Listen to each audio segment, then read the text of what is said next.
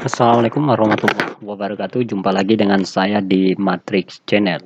Di video kali ini saya akan coba membahas soal-soal prediksi SNBT tahun 2024 subtes pengetahuan kuantitatif. Oke.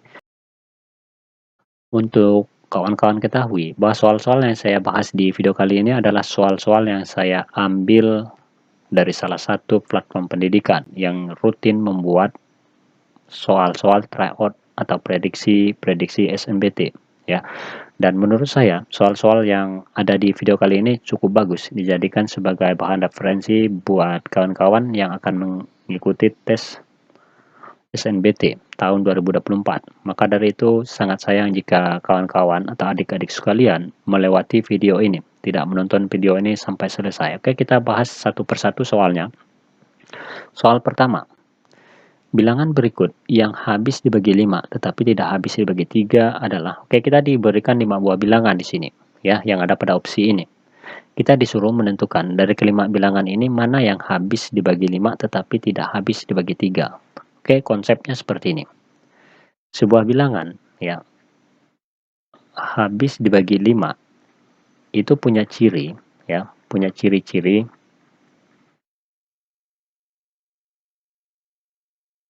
habis dibagi 5 itu jika digit terakhirnya, ya, 0 atau 5.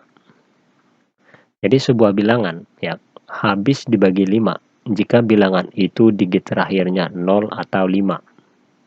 Ya. Oke. Sekarang kita cek dari kelima buah bilangan ini, ya. Kita perhatikan yang pertama digit terakhirnya 0. Kemudian bilangan kedua 5, bilangan ketiga 5, bilangan keempat 0, bilangan yang kelima 0. Artinya dari kelima bilangan ini, ya, semua bilangan ini habis dibagi 5 karena digit-digit terakhirnya 0 atau 5. Jadi ini bilangan habis dibagi 5. Sekarang berikutnya habis dibagi 3, ya. Suatu bilangan habis dibagi 3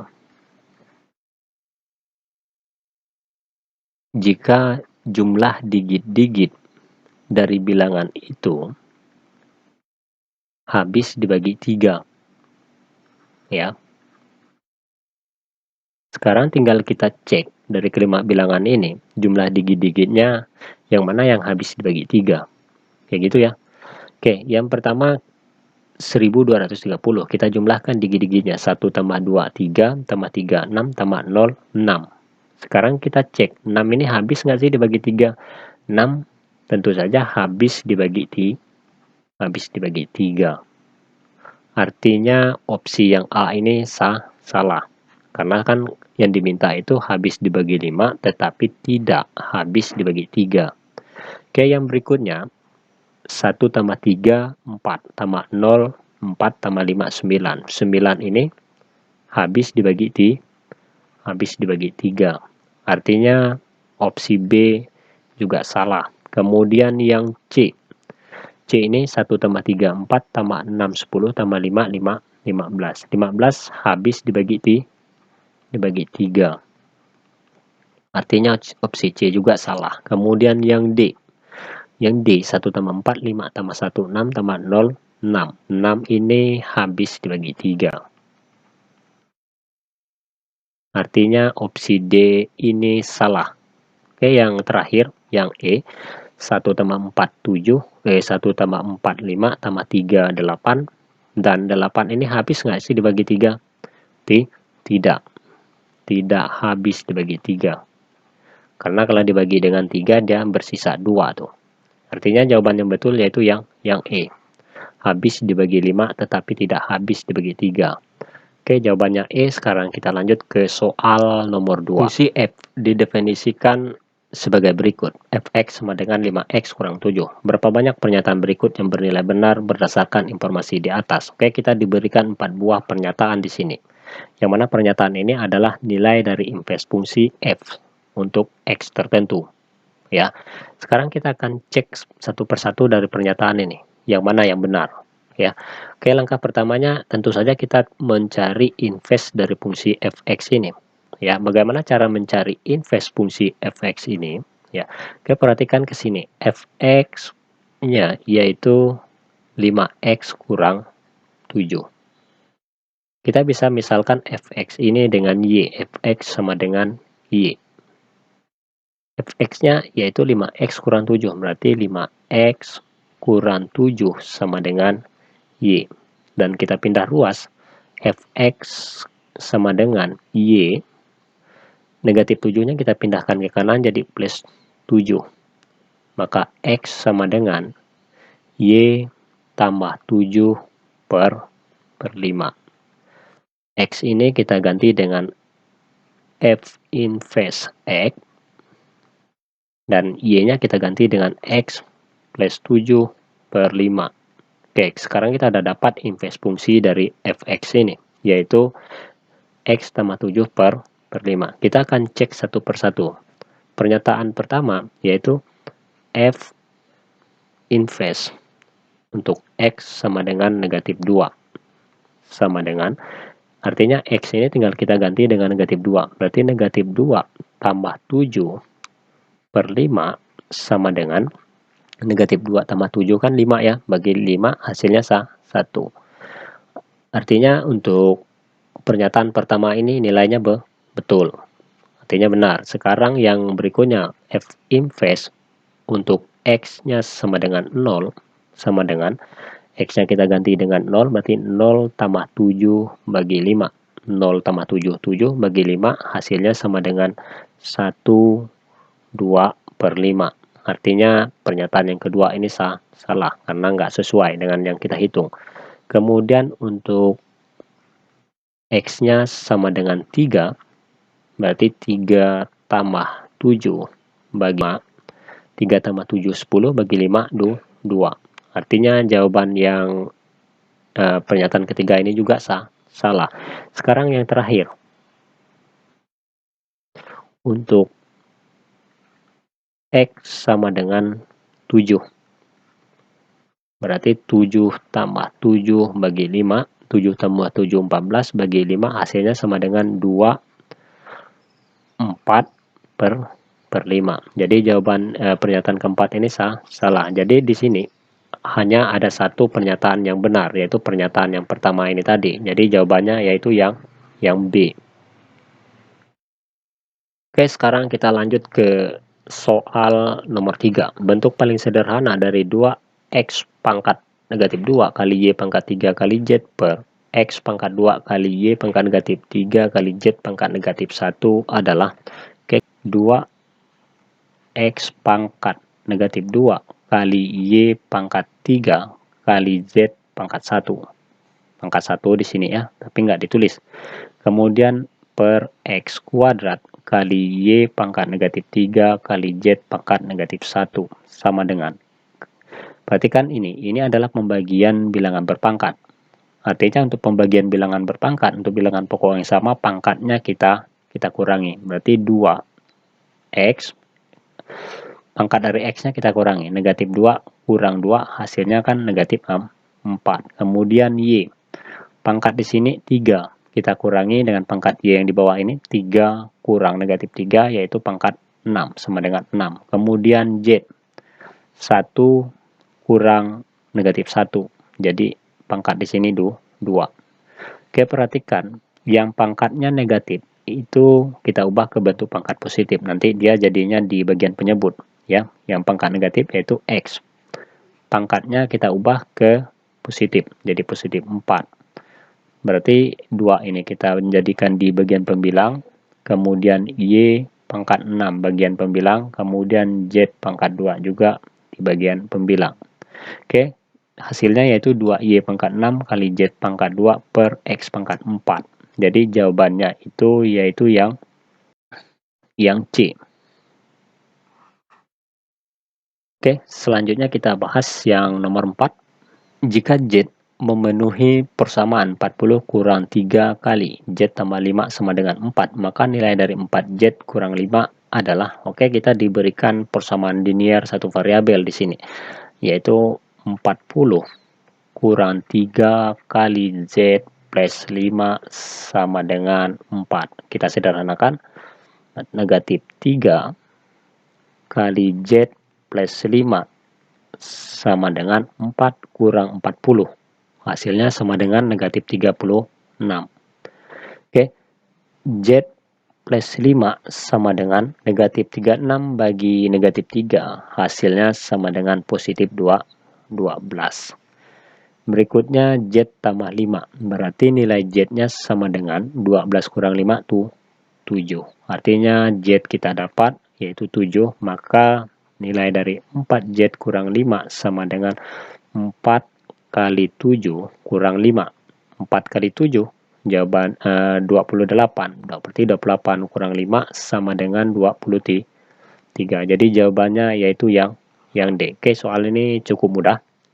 Oke, sekarang kita lanjut ke soal nomor 5. Fungsi f didefinisikan sebagai berikut. Fungsi f dan g di sini maksudnya ya. Fungsi f dan g didefinisikan sebagai berikut. Fx sama dengan 2x kurang 5, kemudian gx sama dengan 3x tambah 1. Berdasarkan informasi yang diberikan, manakah hubungan antara kuantitas P dan Q berikut yang benar? Oke, di sini kita diberikan pernyataan P, yaitu F bundaran G untuk X sama dengan 2, kemudian Q-nya yaitu 10. Oke, sekarang kita cari dulu kuantitas dari P ini berapa, yaitu F bundaran G. Ya, artinya ini fungsi komposisi. Ya, F bundaran GX. Ya, sama dengan F bundaran GX ini artinya F dalam kurung GX. Ya, yaitu fungsi G ini masuk ke fungsi F. Artinya kita substitusikan fungsi G ini ke dalam fungsi Fx. Di mana tadi Fx-nya yaitu 2x kurang 5. Berarti 2 Gx kurang 5.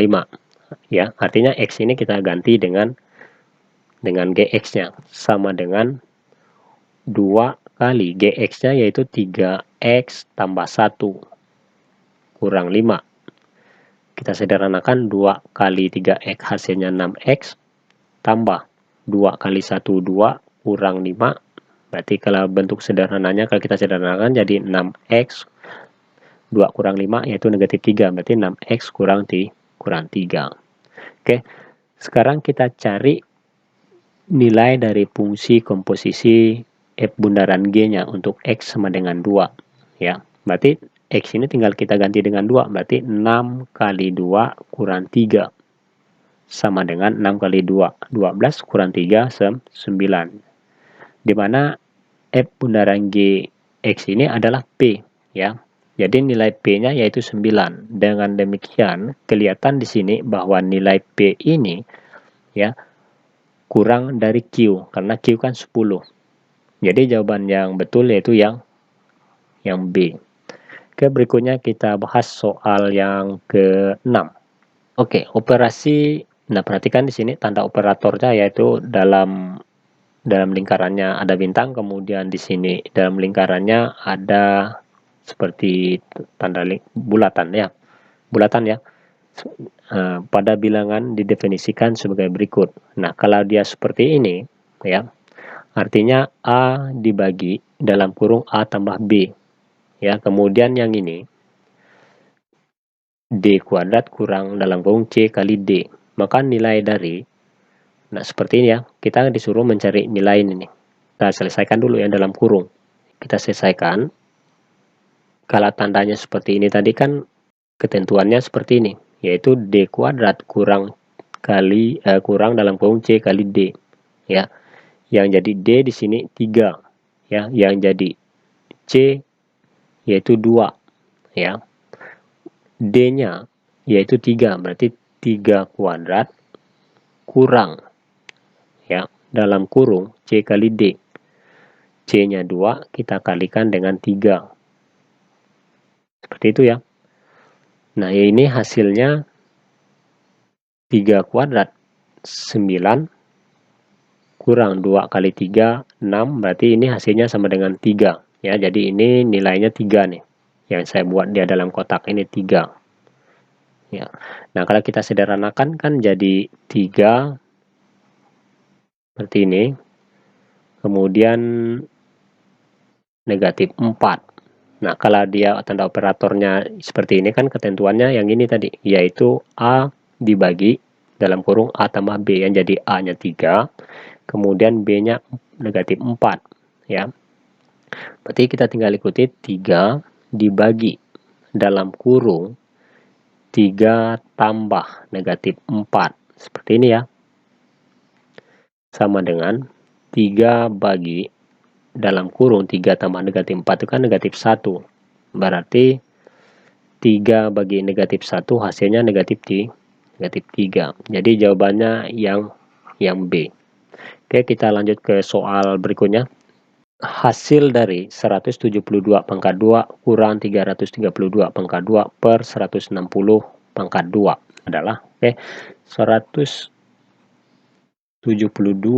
pangkat 2 kurang 332 pangkat 2 per 160 pangkat 2 sama dengan, dalam aljabar itu ada identitas seperti ini ya, A kuadrat kurang B kuadrat sama dengan dalam kurung A kurang B kali A tambah B.